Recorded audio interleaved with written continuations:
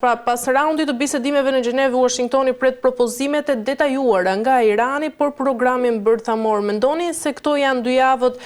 e një dritare reale për të arritur një marrëveshje, apo thjesht një shtyrje taktike ndoshta për të fituar edhe më shumë kohë mes palëve? Po tani nuk është e qartë sa do të zgjasin bisedimet. Bisedimet e fundit që para 10 viteve arritën një marrëveshje në kohën e presidencës Obama, bisedimet zgjatën rreth 2 vjet. Tani kuptohet që kemi presidentin Trump, i cili kërkon sa më shpejt të arrihet një marrëveshje. Mirë po në të njëjtën kohë kemi edhe rreziku për luftën ekziston ende. Përforcohet ushtria amerikane në lindjen e mesme, janë duke e rrethuar Iranin dhe kërcënojnë se nëse nuk arrihet një marrëveshje, do të detyrohen se të arrijnë një marrëveshje. Prandaj nuk është e qartë se si do të përfundojnë këta bisedime. Ju e përmendët që bisedohet për marrëveshje nukleare.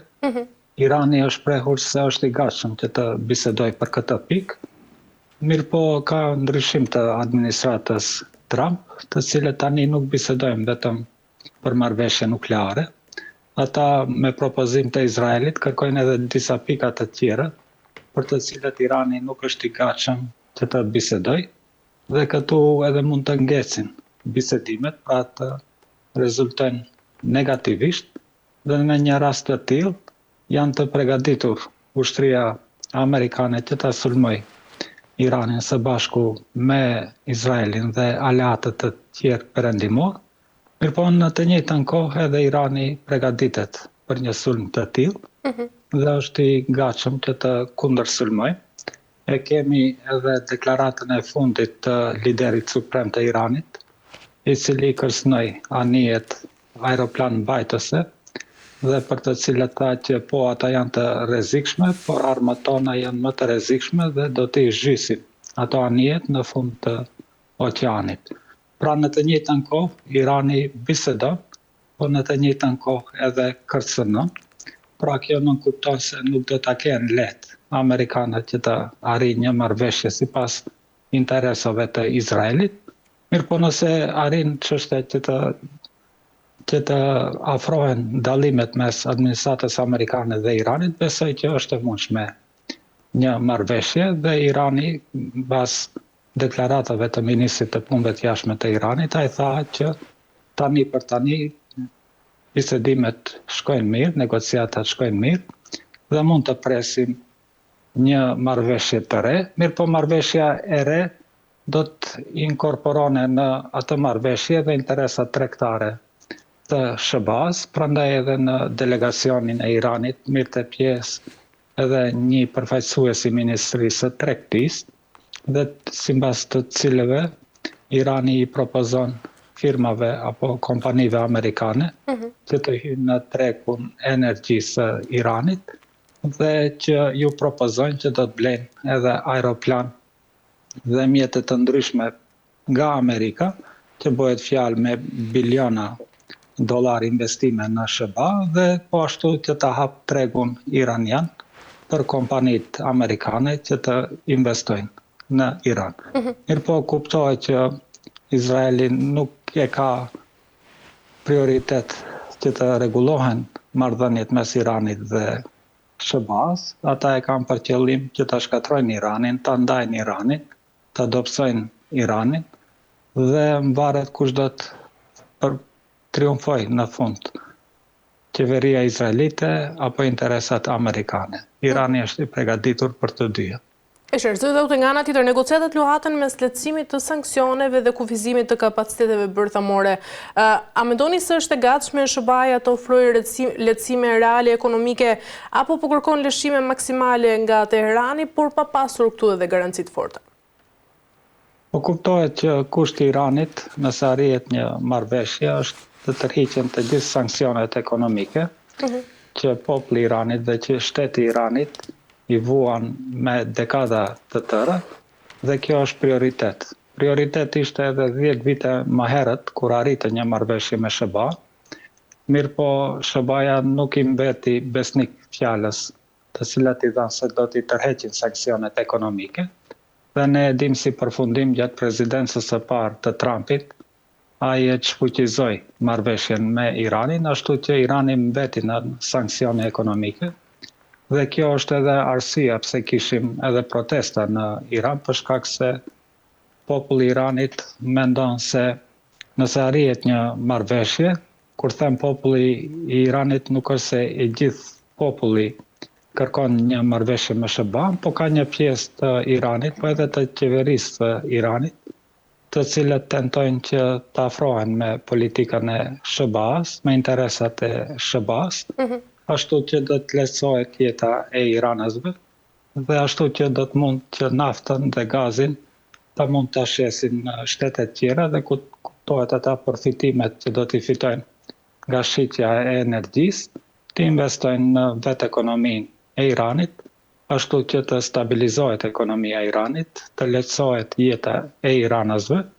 dhe të jetojnë në paqe. Mirëpo përsëri këtu ndërhyn interesat e Izraelit, të lobit izraelit,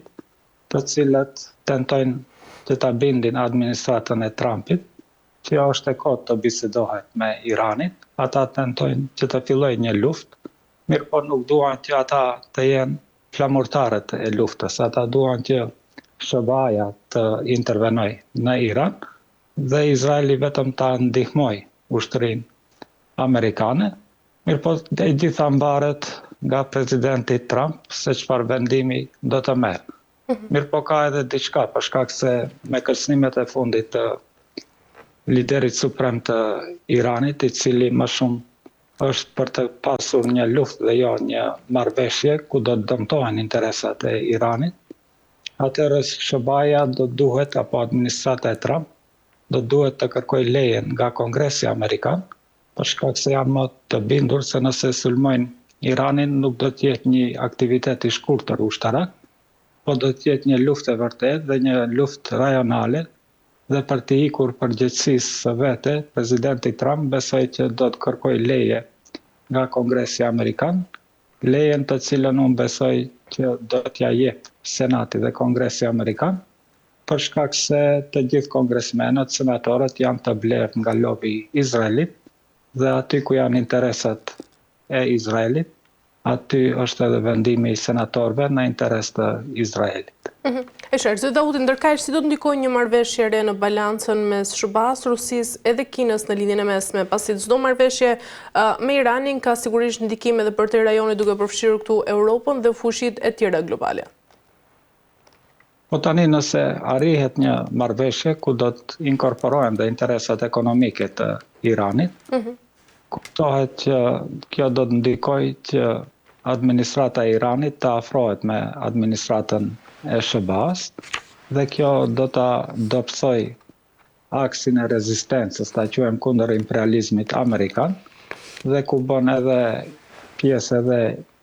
Kina edhe SBA, pra në një farë mënyre do të dëmtohen interesat e Kinës dhe Rusisë dhe do të rritet shtypja kundër atyre shtetave me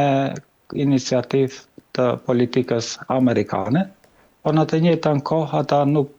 besoj unë edhe Rusia dhe Kina nuk do të dëshironin që të shihnin një luftë në Iran, për shkak se ajo luftë mund të zgjerohet dhe ndoshta mund të bëhet edhe një luftë nukleare ku do të përfshihen mandej edhe shtetet e fuqishme siç është Rusia dhe Kina dhe do të ishte një dëm i madh për gjithë ekonominë e botës, për gjithë interesat e njerëzve në botë dhe që na kupton në një farë mënyre që mund të hyjmë në një luftë të tretë botërore dhe kuptohet që ata e mbështesin diplomacinë iraniane, por në të njëjtën kohë edhe mundohen që ta përgatisin ushtarakisht Iranin që t'i rezistojnë një sulmi të mundshëm të ta quajmë, edhe pse ne themi SBA-ja, po ajo do të jetë një sulm i NATO-s kundër Iranit së bashku me Izraelin. Zoti Dauti, a mund të përballojë rajoni një dështim të ri diplomatik apo rreziku i përshkallëzimit ushtarak është tashmë më afër se kurrë? Pasi afati dy javor për propozimet iraniane vjen sigurisht pranë një klim tensionesh të larta rajonale. Po tani a do të mund rajoni ta përballoj? Besoj që po do të mundet. Për shkak se ai rajon është i trazuar prej të paktën vitit 91 me luftën e parë të Golfit, kur e gjithë Perëndimi e sulmoi Irakun në vitin 1991, besoj, dhe pas asaj kemi edhe shumë lufta të tjera në lindjen e mesme, nuk është se ka pasur rahati lindja e mesme, dhe nuk do të ishte diçka e re nëse fillon një luftë rajonale, po unë besoj që humbësi më i madh në një luftë të tillë do të jetë vetë perëndimi, vetë bazat amerikane në lindjen e mesme, për shkak se do të jenë cak i sulmit të raketave të Iranit, do të dëmtohet shumë flota amerikane në oqeane dhe në dete përreth lindjes së mesme, dhe kuptohet edhe aviacioni ushtarak apo aeroplanet ushtarak të perëndimit do të dëmtohen, për shkak se si zakonisht ata kanë sulmuar në lindjen e mesme shtete të cilat nuk kishin mbrojtje ajrore të sofistikuar, mirë po kjo nuk është rasti me Iranin. Kjo do të jetë lufta e parë, ku në të vërtet perëndimi do të ketë një kundërshtar të mirë përgatitur, të mirë motivuar, dhe të cilët do të rezistojnë deri në fund, besoj unë. Dhe gjasat janë të mëdha që ushtria amerikane të dalë humbës nga kjo luftë. E qartë. Mirë, do të ndërkajsh për të kaluar tek bisedimet se i përket Rusisë dhe Ukrainës. Kontrolli i Donbasit tashmë është pika kyçe dhe Ukraina mban vetëm 10% të territorit. Mendoni se do ta pranojë Ukraina një marrëveshje që ja dorëzon tashmë Donbasin Rusisë? Po tani ajo marrëveshje nuk mbaret nga Ukraina. Ne e dim të paktën në 3 vitet e para, apo gati se tani hym në vitin e 5, kishte një ligj që parashikte që është ndaluar çdo negociat me ushtrinë ruse apo me qeverinë ruse, dhe përgjegjësinë për arritjen e një marrëveshje e kishte vetë perëndimi, vetë NATO apo SHBA, dhe kjo vazhdon. Përderisa në Zhenev bëheshin bisedime me Iranin, në Zhenev po të njëjtën ditë bëheshin bisedime edhe për çështjen e Rusisë dhe Ukrainës. Pra e gjithë mbaret nga administrata amerikane, as pak nuk mbaret nga dëshira e Zelenskit apo qeverisë së tij, për arsye se e gjithë lufta në Ukrainë financohet nga vetë perëndimi. Ukraina armatoset nga perëndimi dhe tërheqja e financave dhe armatimeve nga perëndimi do të nënkuptonte edhe përfundimin e luftës. Ata mund të rezistojnë, po mund të rezistojnë brenda disa muajve dhe do të jenë të detyruar që të kapitulojnë. Dhe ka gjasa tani të arrihet një marrëveshje me Rusinë Ukrainë, nëse ata pretendojnë që të fillojnë një luftë me Iranin. Kuptohet që lufta me Iranin do të zgjas, nuk do të jetë një intervenim i shkurtër që disa planifikojnë. Dhe për të mos patur dy fronte, SHBA tani përpiqet që të arrijë të paktën një armpushim me Rusinë, që të mund të përqendrohen te Irani dhe ta furnizojnë Izraelin me raketa kundërajrore që të mund të mbrohen nga raketat e Iranit, të cilët do ta sulmojnë Izraelin. Pra të gjithë janë të mundshme, mirë po është e mundshme edhe që me të dy palët të arrijë një marrëveshje. Gjasat janë të vogla që të fillojë një luftë në dy fronte, dhe nëse kjo ndodh, atëherë kuptohet që do të shiqojmë edhe përfundimin e imperializmit amerikan në botë. Ndërkaq, Zotauti, mendoni se po ushtrohet tashmë presion ndërkombëtar i njëanshëm mbi Ukrainën duke lënë këtu Rusin pra jashtë çdo presioni, dhe nga ana tjetër presidenti amerikan Donald Trump ka bërë vazhdimisht thirrje që Ukraina të bëjë lëshime territoriale. Mendoni se kjo është tashmë një mënyrë presioni e drejtë për drejtë, apo nga ana tjetër e detyron Ukrainën të dorëzohet përballë një fushie më të madhe? Presion ka, po nuk është presion ndërkombëtar, për shkak se Ukrainën